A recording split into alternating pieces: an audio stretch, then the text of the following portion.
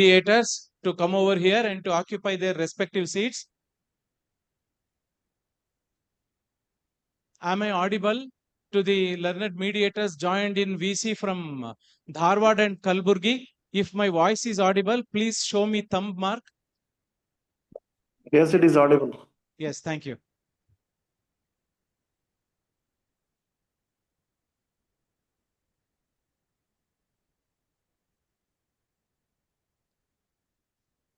I request our Honorable Director to occupy his seat on the dais. Please, sir. Please come, sir. And I request Madam Srimati Lata Prasad to come over the dais, please.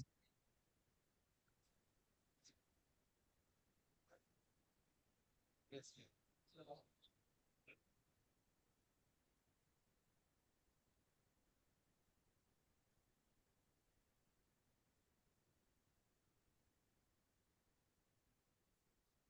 Good evening, one and all. I welcome to the first CME of this year. Everybody, Honorable Director, sir, I welcome you personally and at the behest of everybody present here to this CME. And I welcome today's resource person, Srimati Lata Prasad Madam, to this CME. And I welcome all the learned mediators of KMC of Bengaluru, Dharwad and Kalburgi. And I extend my hearty welcome to all the honorable registrars of High Court of Karnataka Bengaluru bench and of Dharwad and also of Kalburgi. And I welcome one and all to this CME.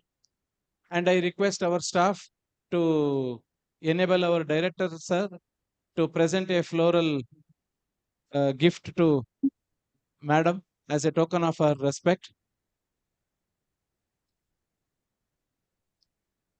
Without wasting much time of all the mediators, I request Madam to commence with today's session.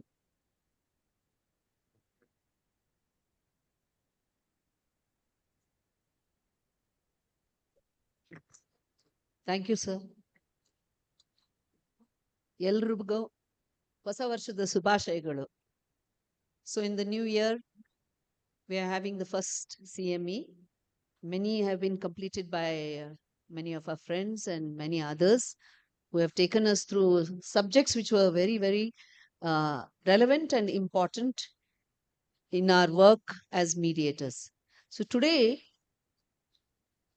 I just want to tell you all, every day, we are making every second, every minute, every hour of the day, we are making decisions. We're taking some kind of decision. This happens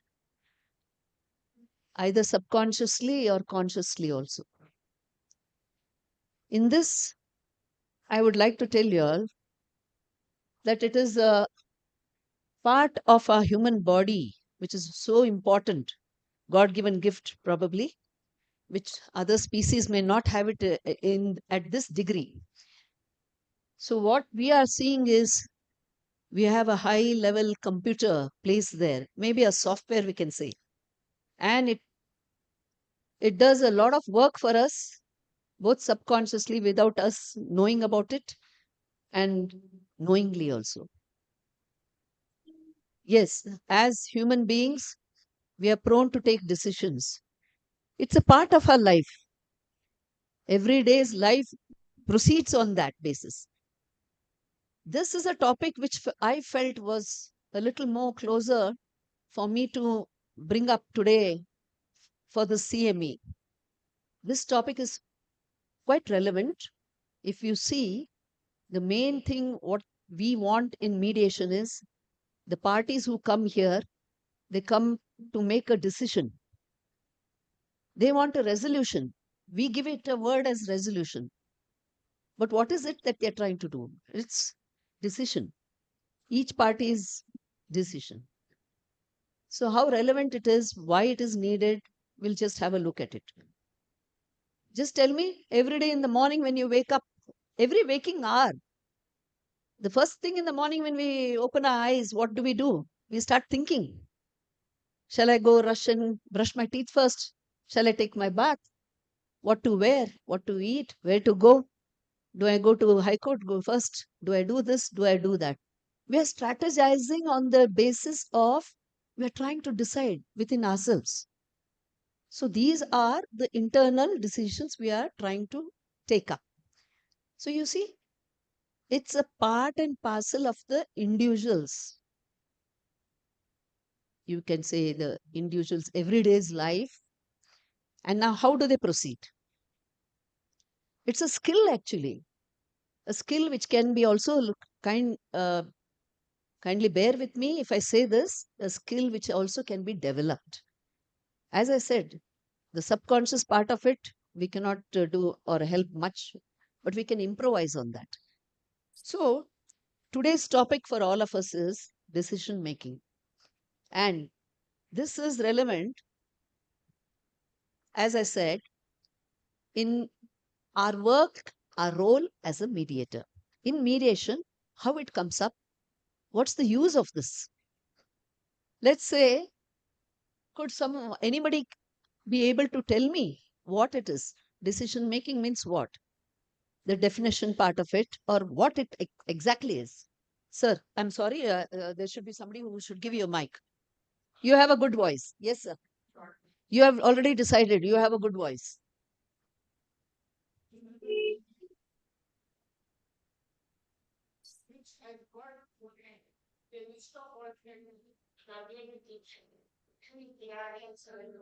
Okay.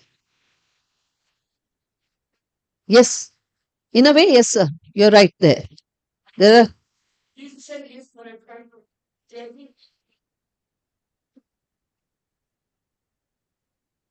hmm, hmm. Blockage.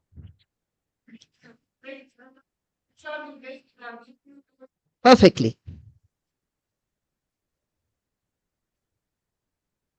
Thank you, sir.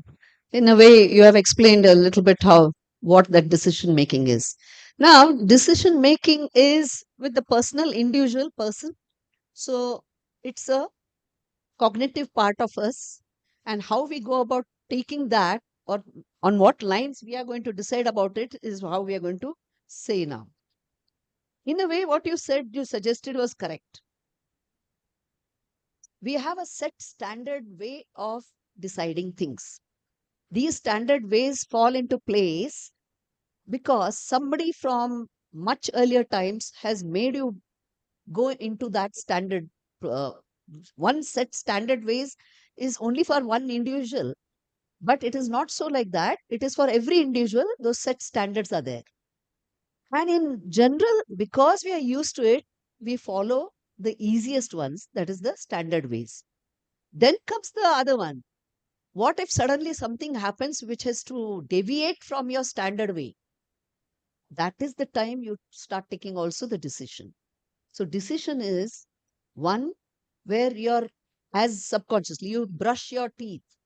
You don't take your comb and brush your teeth. You'll go straight to the brush, put it to your mouth, put it where it has to be with the paste. So how are you doing all this? ಅದೇ Subconsciously, it is a ಅದನ್ನ way your ತಗೋ mind is deciding. It is the toothpaste has to come on the brush. The brush has to be put to the teeth. And then your hands have to ಯಾಂದ್ರೆ move it around if you have to complete that. So this is all a decision. Hello But supposing that day the toothpaste is not there. Supposing you're in a hotel, you're out of station. By oversight, you have not brought your paste, but you ಮಾಡ್ತಾರಲ್ಲ have brought a brush.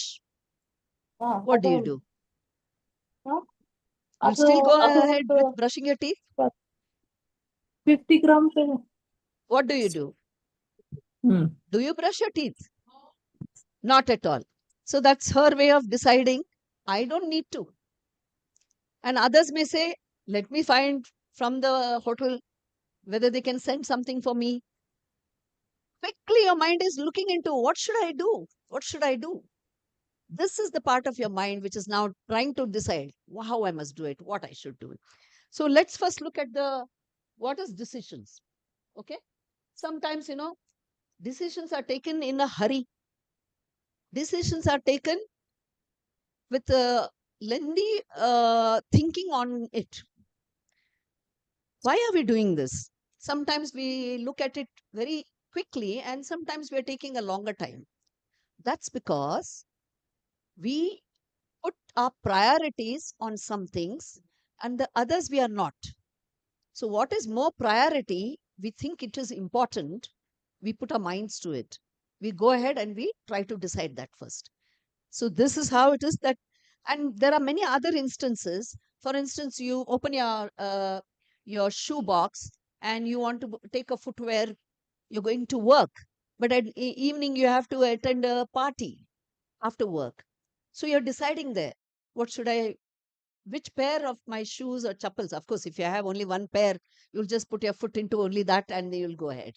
So I'm saying, there again, your instinct tells you, do this, do this, do this quickly. It's just a matter of a second that your mind is looking at all that.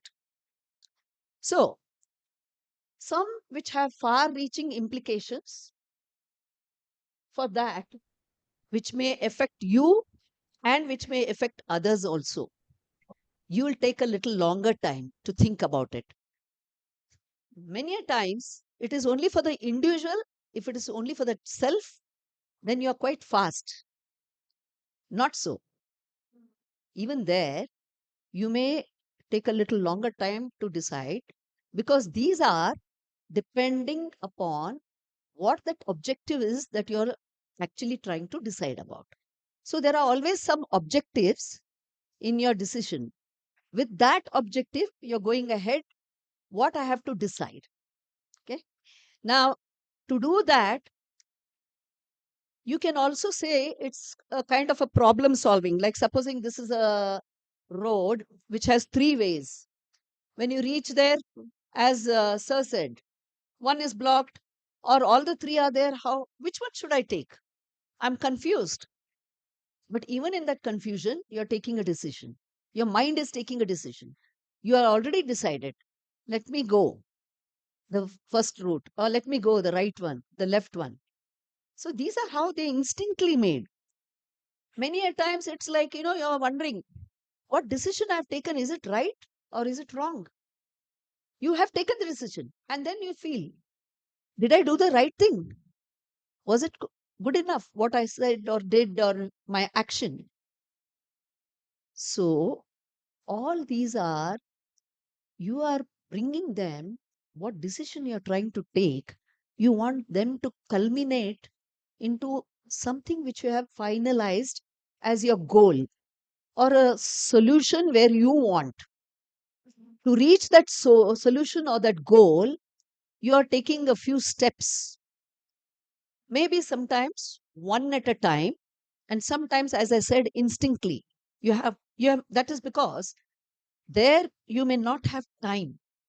Priority there may not be time given for you. The more, the longer the time period also, that affects your decision making. So let's again see hundreds of paths. Which one should lead?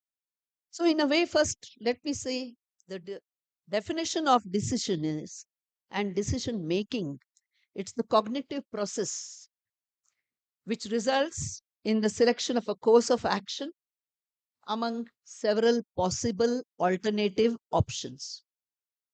Why I'm saying this is, there is always alternative and many several options. Why we are thinking it's difficult in our minds? Sometimes we don't even think it is difficult. Like Sir said, no, I'm sorry, like how Shweta said, I will not brush my teeth. There, it's like, that's a good one, Shweta.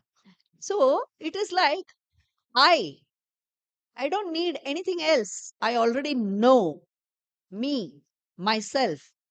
My decision is the best I can take.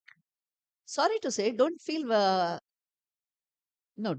bad about what it is. What you said is a very good thing, actually, Shweta. I'm trying to explain on that aspect. When we say I can and I will, and this is what I want to do, you're very firm. You're certain this is what it is. But here, what happens is that person would not have explored the possibilities which were there, alternatives which would have been there, the options which would be provided. Unless that person looks into it, waits for it, then goes searching for it, tries to find it, he may not know there are. But there will certainly be options, alternatives. Now, I'm just going to bring that simile to our mediation also. All the parties who come, they are like Shweta many times. Again, sorry, Shweta, for taking that. Uh, if you say no, I don't mind. You have decided. Lata can use what example I gave. Well, thank you. So here, parties who are sitting in mediation, first and foremost, they may have hundreds, as I showed you, pathways in their mind. And then one pathway they have chosen already from the home or from self. There's another pathway their lawyer has provided. They think there's another pathway the legal side has provided.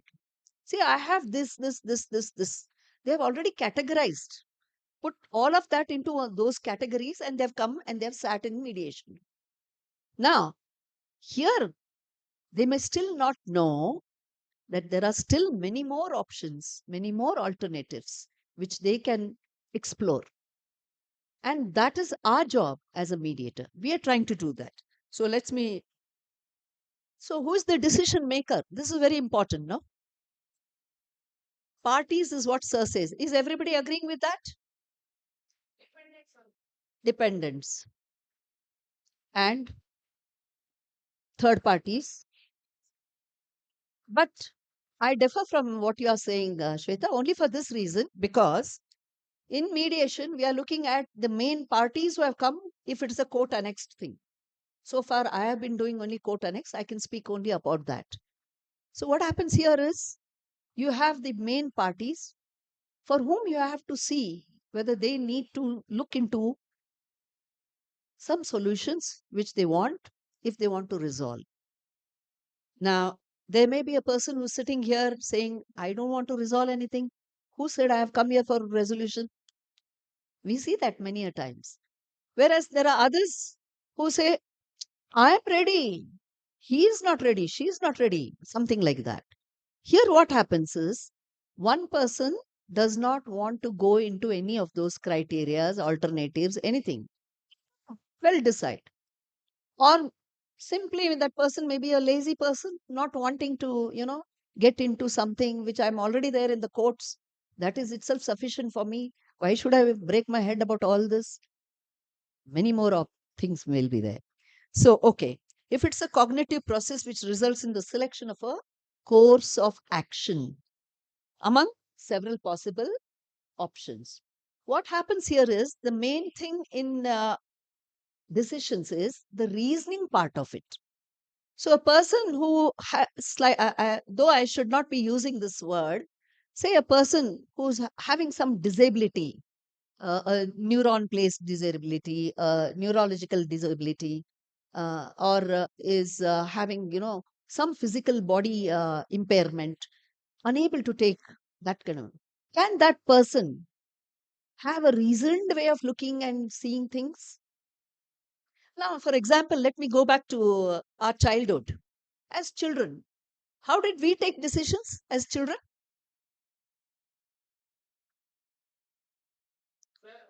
How do we sit and we say, let me analyze, let me think, which is the problem, what is the this, what is the criteria, what are the instant. And partly, whoever is with the child, who has been, grooming the child, has instilled a set standard ways for the child to go ahead. So, in mediation also, there are a lot of people, we explore that part of it when they come and they sit with us in the private sessions. We get to know their background. We get to know their childhood onwards, or probably a little before marriage, if it's a matrimonial case, any other thing also, which needs to be explored more deeply, we go back to that. And then we realize this is the background of this person. No wonder this person now has only these are the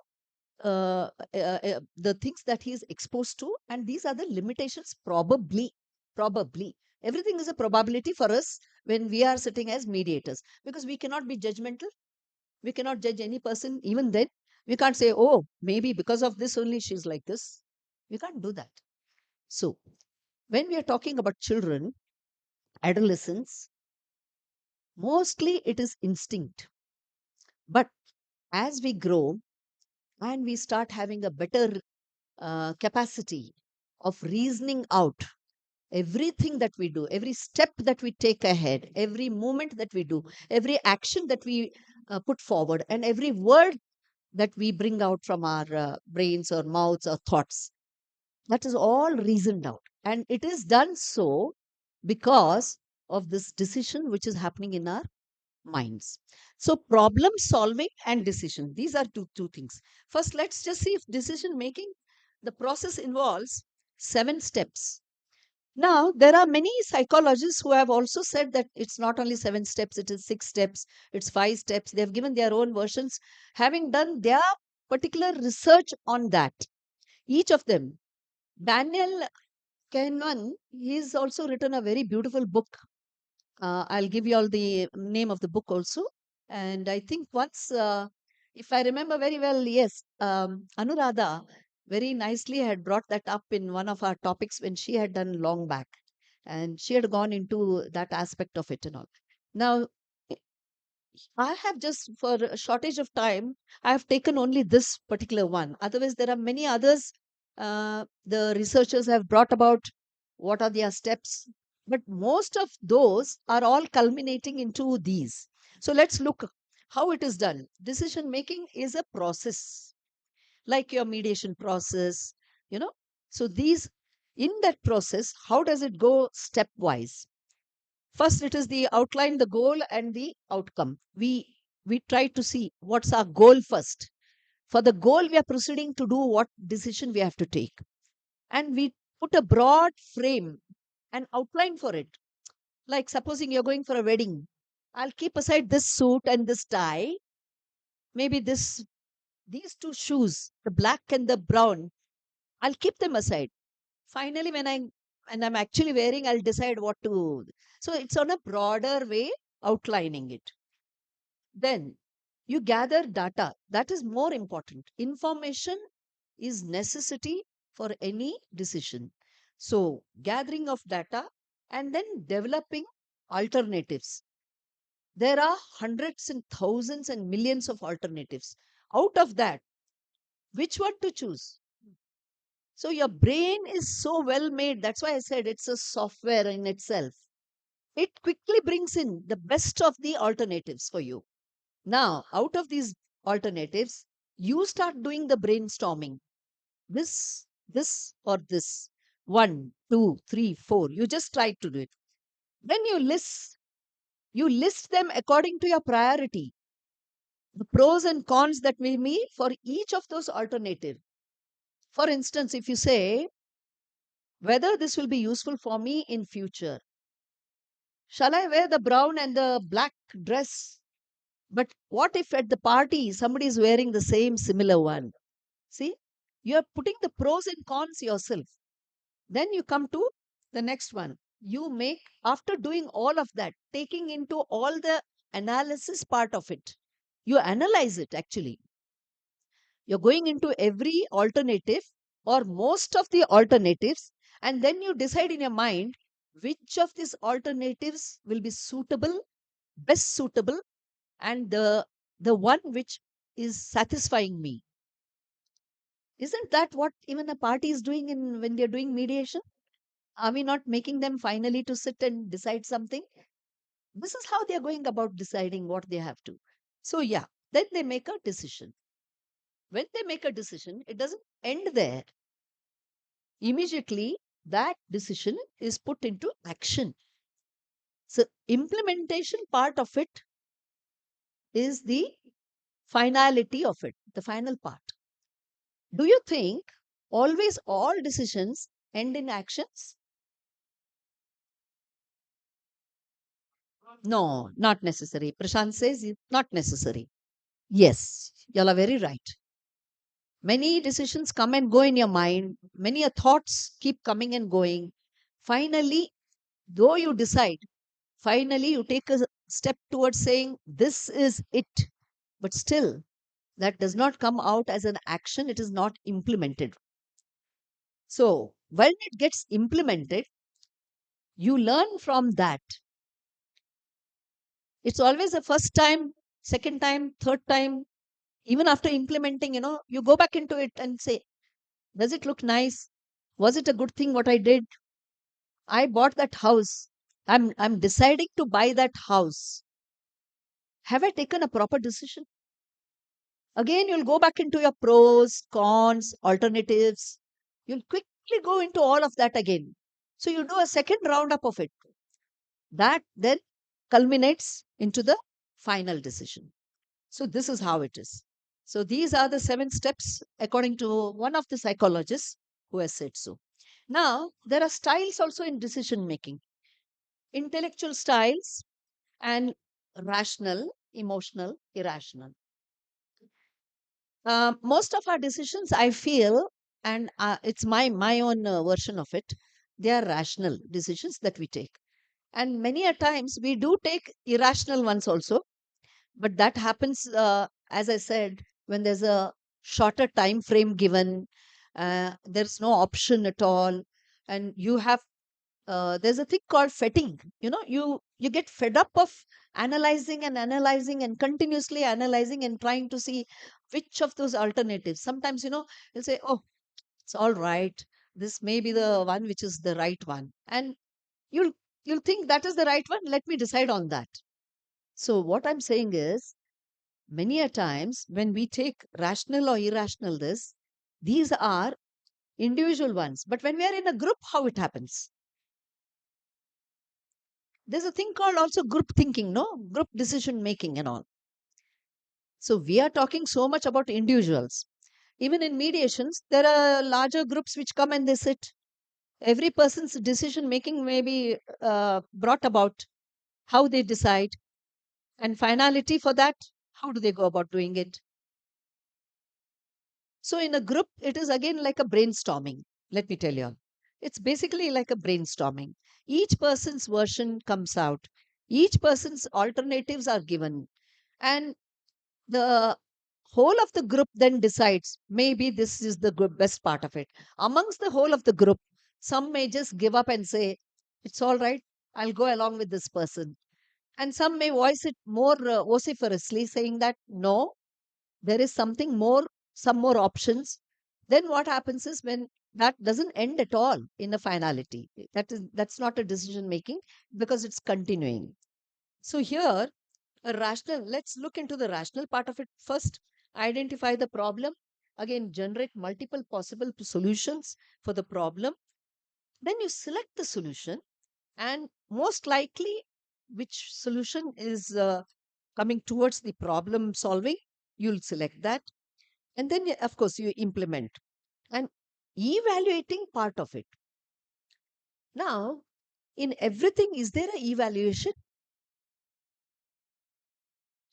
Everything that you decide to do, is there a evaluation? Prashant says yes. Anu, what do you feel? Okay, she is also on the same page. Sudha? Yeah, okay. So there is a valuation part of everything, because without that, the effectiveness of it is not uh, finalized. So, in the mind, when we understand what is the decision making style that we are using, then you can go ahead doing effectively that part of it. Let's just say,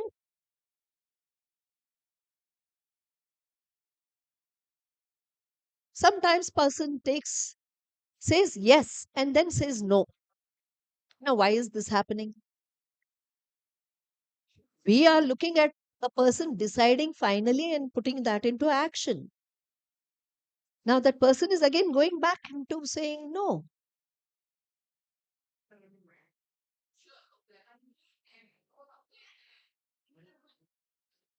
There may be a dilemma. There may be confusion. Okay. So I'm just taking you to an example here. Supposing in your house you have a lamp and it doesn't work. So what you look at it is, oh, is the lamp plugged in or not? No. If it is not plugged in, then you'll plug in the lamp. Yes, if it is plugged in, then you'll switch on the button to try to see whether the bulb is lighting up. And if the bulb doesn't light up, then what do you think? Oh, is the bulb burnt out? Let me see if it's burnt out. So what you'll do? You'll try to replace the bulb if it is burnt out. If it is not burnt out, next option, what you do? You repair, you look at the lamp itself. You'll say, Array, it's got nothing to do with the bulb. It's got nothing to do with the plug. Maybe the lamp itself. So should I go and buy another lamp? See, these are the ways your mind keeps thinking this, that, this, that. You know, this keeps on continuously happening. It's a continuous process in your mind. So yes. So again, on the perspectives of what kind of human performance, the research part says it's on cognitive part of it, or the psychological part of it, or the normative part of it. So here the psychological one is the individual decisions, and in this mostly it is the values, the needs of that person, what that person has set for himself as the goal finally. And in the other one, it's a cognitive one. That is a continuous process, like what I said. It keeps on happening in your mind. So we'll not go more into it. And the normative one is, it's more analysis of it. And you are trying to bring analytical part of on it, like a mathematical way. Okay. Uh, if that house is good, how much should be the value of that house? I have seen that shoe. I have seen that bag. What is the value? Will it last me longer? Again, analytical. Okay. Can I carry it? How many times can I carry it? Can I carry it to the courts or only for, functions? Every time you're analytically thinking about how this is. So this is a normative way, and that will taken up in a communicative rational. So what's the difference between problem solving and decision making? Problem solving is basically about investigation of a given information. If that information, you need to go into the deeper part of it to get to that information, then you have to go to the discovery, the inventory part of it. Try to find out more about it. So, what's the characteristics of this problem solving? How many of you actually are thinking decision making and problem solving is the same?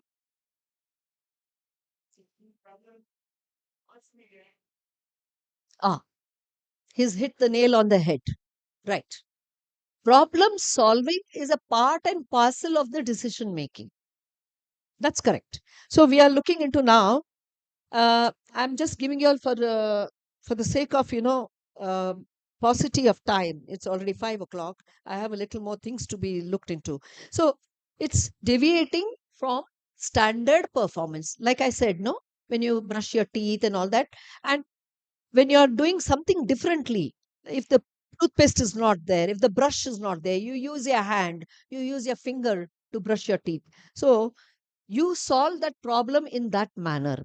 Next, you go to it, you precisely first identify what the problem is. You need to know what exactly the problem is. For that, you go into the identification of it. And then you see what is the features of that, what you have identified, what its features are, whether it is needed, not needed. Then you distinguish that from what has been or has not, which has affected that cause of what you're coming to. In this, causes of the problems will bring about relevant changes. Why? Because once we know what's the root cause of anything, we try to uh, solve it in a different way. Maybe we would have thought of a one set manner of how to solve it. But when we know the root cause of it, we know the cause of it, then we start going towards changing to fit into to solve that problem. So, most likely, cause of a problem is it explains the facts and all that. This is how one of the researchers has given us. Now, decision making, that's important for us to know. In decision making, we have some objectives. Those objectives have to be actually known. We have to establish it in our mind to know this is the objective. Then we classify those objectives 1, 2, 3 in the order that we want. Each individual will classify it according to their needs. It's not like how I said it and somebody else said it. So, what happens is alternative actions are also looked into. Why? Because they are always there, they are around you. And quickly, I'll tell you, alternatives will be evaluated, and these objectives and the alternatives are looked into to make a tentative decision. It's not the final decision.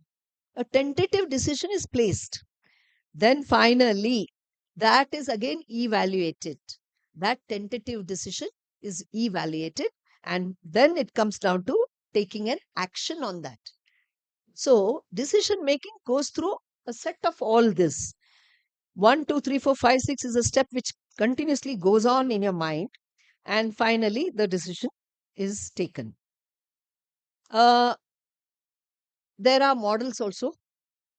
As I said, the rational part of the model, the intuitive part, which you all were talking about, instinctively what I do, that's the one part. Then there is one more, which is very creative.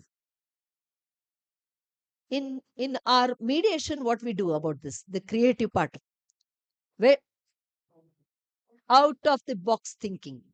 See, that happens with us individuals also. We are doing it, and the same similarity is found in our mediation process. And then there's a primed decision making model. So these are the four models. Now, in mediation, we say when everything is going on or it should go on, suddenly there's a blockage, there's an impasse. So, also, when a person is trying to do some decision, sometimes there is this analysis paralysis of what is being analyzed.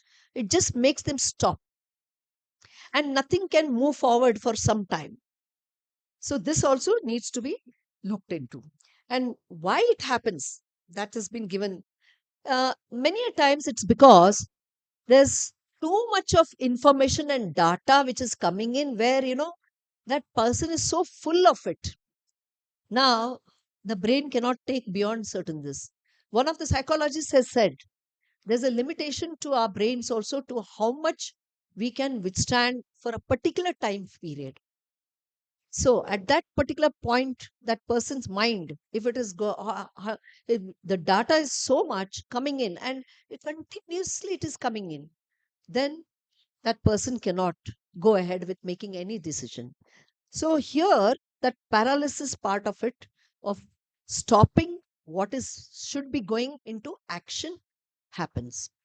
And then there are others where again and again they go over the same thing. It's like, a record player. You have heard it once, Lata Mangeshkar's one beautiful song, and you keep on hearing it, hearing it, hearing it. Okay. Sometimes your mind doesn't mind. It will go on hearing it. Why? You don't want to hear a new thing. The fear is that may not be good. It will simply, distract me. I don't need it. So, out of fear also of making a wrong decision, a person repeatedly goes back into the same thing and gets stuck over there. That's one kind of paralysis also. Now, in the second paralysis is they will find they're trying to analyze too much. Data is there, everything is there before them, but the analysis is so much that they keep on finding new things. And when a new thing comes in, again there's analysis about the new thing. So they cannot go back to making a decision about it. So there is the paralysis part of it. So there, but there are checks and balances, is what the psychologists say.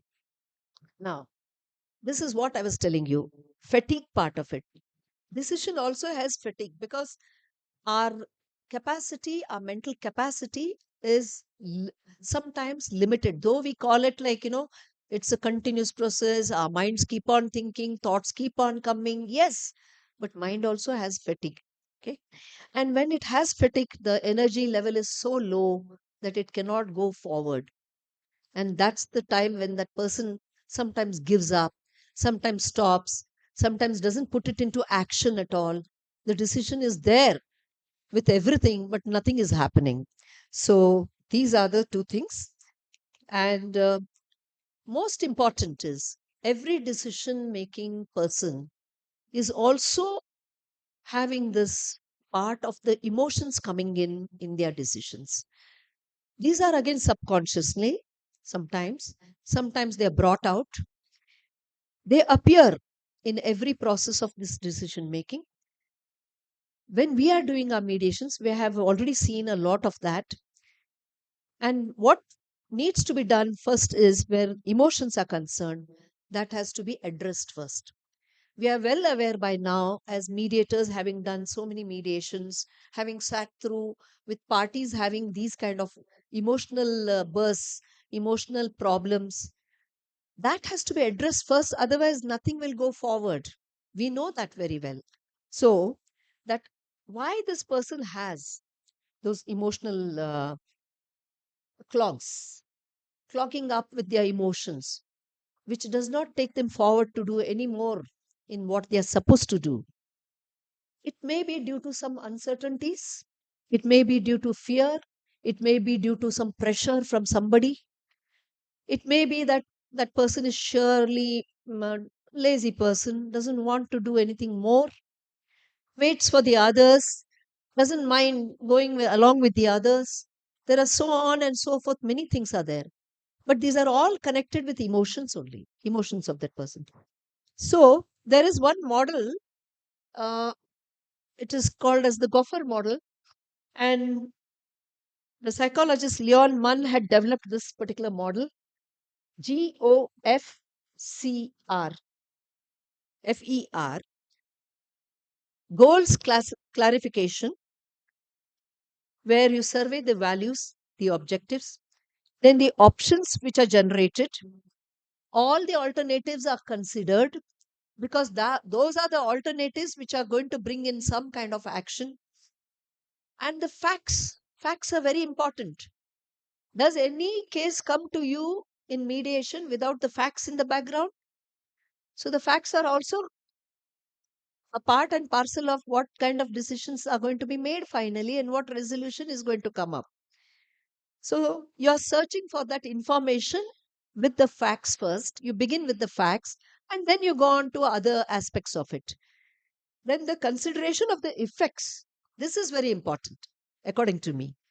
You weigh what is the positive and the negative that can happen. Each person is doing that. When a person wants to get their daughter or son married, how much are they weighing the pros and cons in their mind? Maybe it's a love marriage, but they have to say yes to it. So what do? They are in their minds thinking out or thinking it out loud also. What should be the negative part of it and what should be the positives? This is to rule out the negatives, whether that can be improvised, modified, and brought to a better position, whether that can be done. All of that, the consequences are to be looked into. Then it's the review and the implementation. So, reviewing, as I said, you go back to evaluation, you go and see, is it bad, good, not good? Three things, you review those things. And then you come to a, if it is still bad, you try to improvise. If it is good, what is good for one person, if there are many, then it should be good for everybody, then only it goes ahead. But for the individual person who is wanting to review, then the good is sufficient for that person. So how to review the options and implement them, that's it. There is in 2008 again the same set of things they have made. He has made it in a different model which was 6 parts. I'll not go too much into it, you can just look at it. It's almost similar to what I have said. define the problem, establish all the criteria, consider and collect all the alternatives. It's almost similar what I said. Identify the best of the alternatives and develop a plan. Now, the plan and putting it into an action is the culminating part of it. So, the final, every decision making culminates into a finality. Okay. So, why we are concentrating so much in mediation to see parties resolve. Let them resolve it in any manner they want, but then let the resolution happen. That's the culminating part of the mediation. So, for this, again, it is evaluated and the monitors the solution, feedbacks and all. That's how that person, Christina Gua, has given us. So, these are the steps. I have just taken it from this. I have not made it for you to understand. Make a decision, assess what the risk is, make the preliminary choice, and then evaluate some of the alternatives or all the alternatives. What, how do you take the alternatives? You take from the facts, beginning with the facts first, as I said, then go to their emotions, then go to other things. Then, once you have identified the alternatives, that person has identified, you prioritize that as the objective that is needed to be finally decided. So, what are non negotiables? Do you just throw them out? No. You try to see and weigh again and see whether that can be converted, modified, and brought back to a better this for everybody to understand that it's still good enough to go ahead. So, clarify your objectives and what the decision criteria is in it. So, you are in your mind, I have to brush my teeth. I'm going back to the same example. Brush my teeth with the brush and the toothpaste, with me holding it or maybe electronically device also.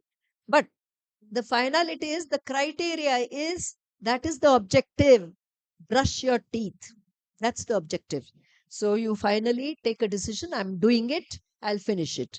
Define the decision. And of course, what's the question? These are all similar. They are all placed in a different manner, but they are almost similar. Like, you identify the problem, decision criteria, weigh it, generate alternatives. Again, you choose the best, implement and evaluate. Finally, you're evaluating everything. My friends here were very right when they said we evaluate all of that finally and we go into it. I'm not going to go into the types of decision making because I've taken you all through some of it. So many a times, what is good, what is bad is going in our minds. Every decision is time bound. In this world, every decision is time bound. So, many ways to going where you want to go. How to fix them up if it is not brought up. You'll have all played with jigsaw puzzles as children, or maybe you're helping your children and your grandchildren to do it. I do it on a regular basis. It helps my grandson to develop his brain in and good thinking, analyzing, trying to size up by size, color, so many options, alternatives, everything is looked into. I can see the nice smile on Sudha's face. She's been doing it with her grandchild, I'm sure about it. So, what are the supported decision making? Supported decision making is nothing but it, that person individually cannot go ahead with completing that decision to bring it out either in their beliefs or in their actions. So they need a support system also for them. This we have been seeing. We bring in third parties there. We bring so many other alternatives which we think might help them. Uh, a lot of people, even if they are deciding and they're going through this decision, trying to make that decision, their minds are confused. Look at our brains, what is coming out of it. Several parts of it is shown like this. Yes, no is always going on. So, yes, these are the few things you have to know: observe, orient, decide, and then act. Very, very, what do you say? Not, no need to go into anything. You have to just go into that aspect of it. Observe, orient that part of it, then decide what it is. Is it good, bad? All that will come into you. Finally, then put it into action. Yes. Now, in mediation, let's come straightway to what the topic was, decision making. Now, how is it relevant and useful in your mediation? You are knowing very well that parties take a decision. It's their self determination throughout the mediation process, and that's one of the principles of mediation. What do we say? Mediation is an assisted negotiation process. Who is assisting? Mediator. Assisting with what? Assisting with what, actually?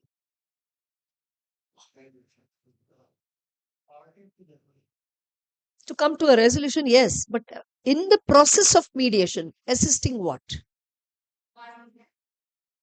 Participation? Decision making? Who said decision making?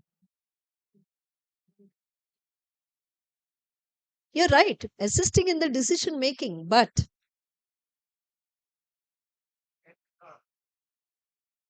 decision making is a part of the negotiation. So, yes, you are assisting in that.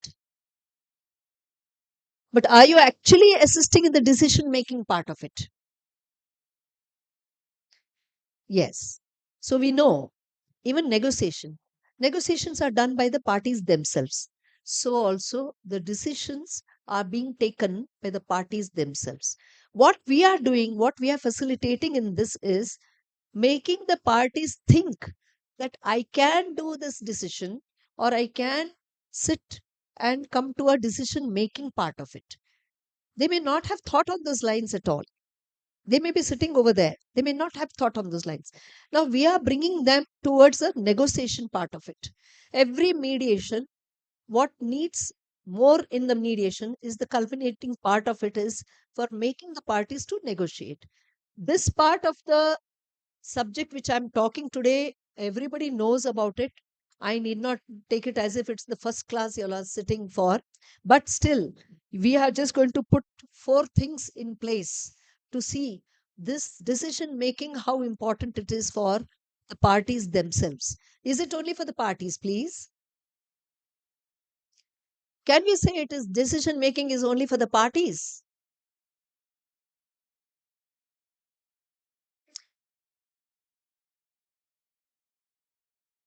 Okay. Prashant Chandra has said that activating the thought processes of each party. Now, when the mediator is trying to do the activating part of the thought processes for the parties, what is the mediator doing? He is deciding that I'm going to do this for the parties. What I am going to do. So, you see, in a way, your decision making depends more, and the parties are going to go along with what you are going to also decide. How you are going to take that decision for the parties to go ahead to do what they have to do. Does it not begin there also? So, in a way, you're also taking your decisions there and you're assisting them thereafter. So, yes, in this process of this, to bring them to a final stage, there's a very interesting thing here which I want you all to dwell upon. So, mediator only assists the parties to come up to this stage, the stage of negotiation, the stage where they finally need to decide. So, decision making is more in negotiation stage. It's more in the negotiation stage. And in this, what happens is we are well aware that parties have voluntariness out of their own will, their own volition. They have to take what they have to decide for themselves. If they have to enter into any negotiation, what we have to do? We are still assisting them. We are still facilitating them. But they are taking all the decisions. What are you assisting them with?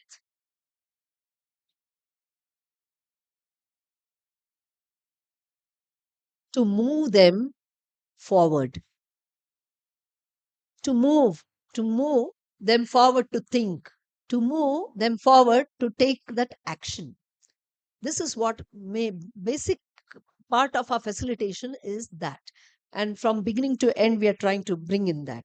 So, mediator assists the parties in the process of decision making without compromising on mediator's principles.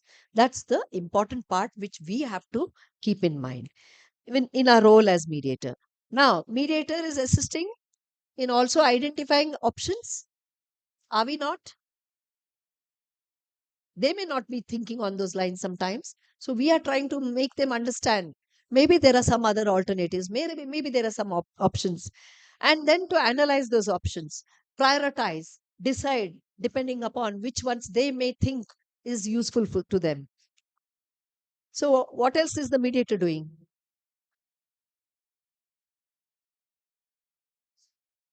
Facilitation, we are doing there. Here, we want the parties to enter into negotiation. Unless they try to negotiate, they sit for negotiation, nothing forward is going to move. So we are doing that part of it in our role as a mediator. And all of this is to make the party themselves understand, here you are, you're getting a chance to do it, decide about it.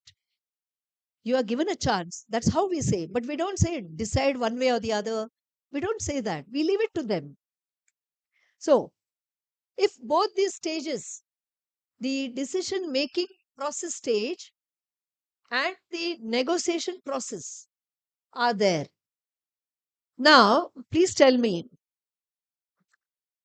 what is this that the mediator is doing over there? Which one of it is he actually assisting?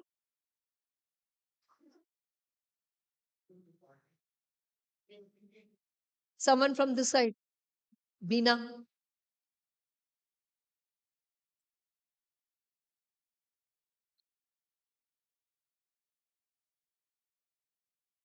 I'm saying, does the mediator only assist the parties in the process of decision making or in the other process also?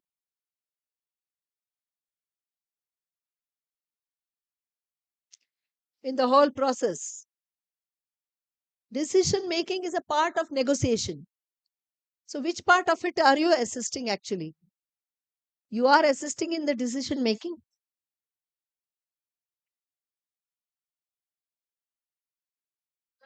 You can come back with this answer.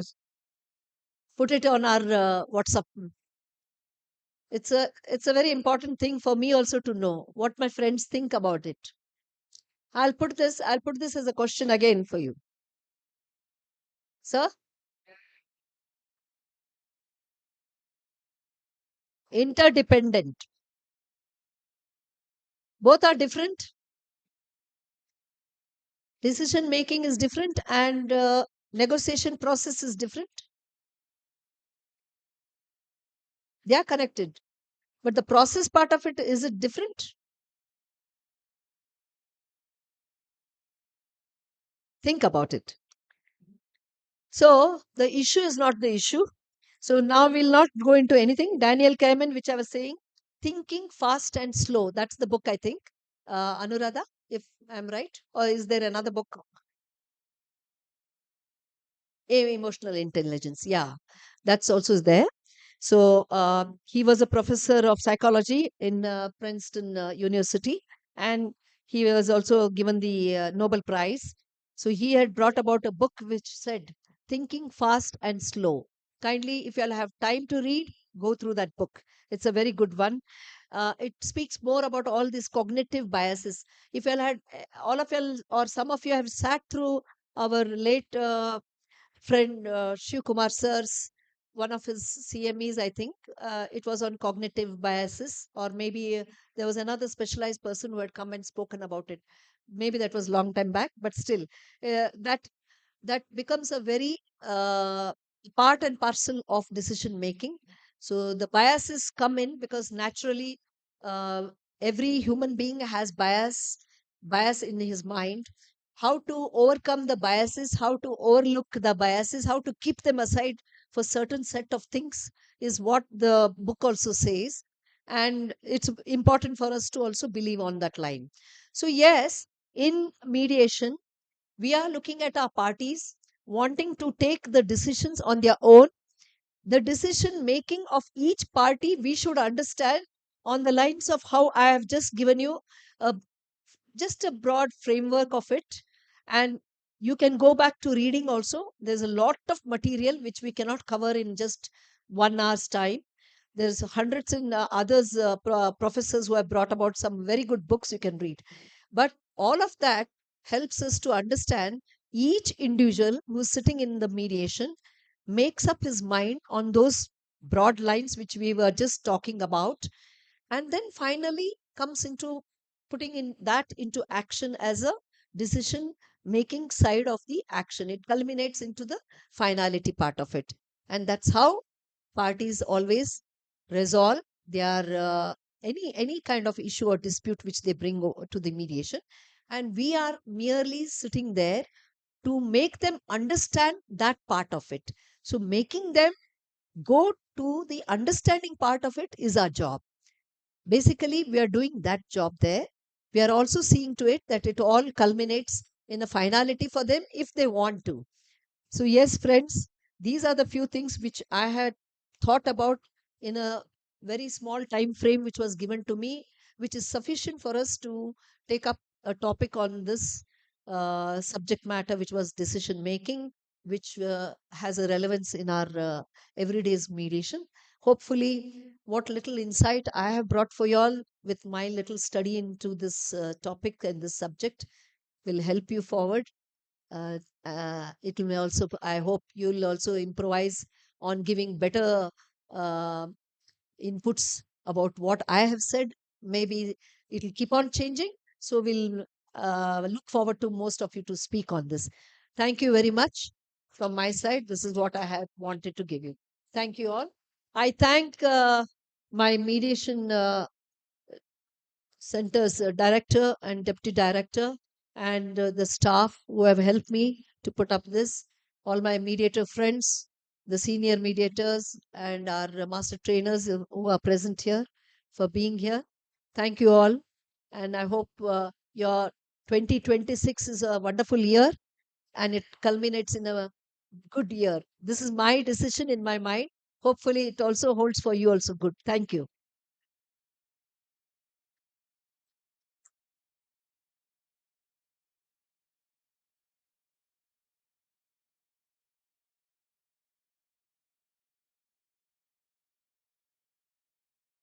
ಈ- ಈ- ಇವತ್ತಿನ CMA ಪ್ರೋಗ್ರಾಂನಲ್ಲಿ ಸಂಪನ್ಮೂಲ ವ್ಯಕ್ತಿಯಾಗಿ ಆಗಮಿಸಿ decision making ಅನ್ನುವ ವಿಚಾರದ ಬಗ್ಗೆ ತಮ್ಮ ಅತ್ಯದ್ಭುತವಾದ ವಿಚಾರಗಳನ್ನು ಮಂಡಿಸಿದ ಶ್ರೀಮತಿ ಲತಾ ಪ್ರಸಾದ್ ಅವರಿಗೆ ಬ್ಯಾಂಗ್ಳೂರು ಮೀಡಿಯೇಷನ್ ಸೆಂಟರ್ನ ಪರವಾಗಿ ನಿಮ್ಮೆಲ್ಲರ ಪರವಾಗಿ ಧನ್ಯವಾದಗಳನ್ನು ಅರ್ಪಿಸುತ್ತೇನೆ. ಅದೇ ರೀತಿ ಇಂಥ ಒಂದು ಸಭೆಯನ್ನು ಸಹಕರಿಸಿದ ನಮ್ಮ ಬ್ಯಾಂಗ್ಳೂರು ಮೀಡಿಯೇಷನ್ ಸೆಂಟರ್ನ ಡೈರೆಕ್ಟರ್, ಡೆಪ್ಯೂಟಿ ಡೈರೆಕ್ಟರ್ ಹಾಗೂ ಎಲ್ಲ ಸಿಬ್ಬಂದಿಗಳಿಗೂ ತುಂಬ ಹೃದಯದ ಧನ್ಯವಾದಗಳನ್ನು ಅರ್ಪಿಸ್ತೇವೆ. ಅದೇ ರೀತಿ ಇವತ್ತಿನ ಸಮಾರಂಭದಲ್ಲಿ ಅತ್ಯಧಿಕ ಸಂಖ್ಯೆಯಲ್ಲಿ ತಾವೆಲ್ಲ ಆಗಮಿಸಿ ಎಲ್ಲ ಮಧ್ಯಸ್ಥಿಕೆದಾರರಿಗೂ, ಟ್ರೈನರ್ ರವರಿಗೂ, ಮಾಸ್ಟರ್ ಟ್ರೈನರ್ ಅವರಿಗೂ, ಅದೇ ರೀತಿ ಧಾರವಾಡ ಕಲಬುರಗಿ ಮಧ್ಯಸ್ಥಿಕೆದಾರರಿಗೂ ನಮ್ಮ ಕರ್ನಾಟಕ ಮೀಡಿಯೇಷನ್ ಸೆಂಟರ್ ಪರವಾಗಿ ಧನ್ಯವಾದಗಳನ್ನು ಅರ್ಪಿಸ್ತೇನೆ. ಎಲ್ಲರಿಗೂ ವಂದನೆಗಳು.